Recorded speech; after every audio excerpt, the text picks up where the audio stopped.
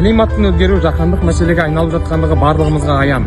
Осыған орай еліміздің басшысы Шанхай ынтымақтастық ұйымының 15-ші саммитінде 2024 жылда экология жылы деп жариялаған болатын.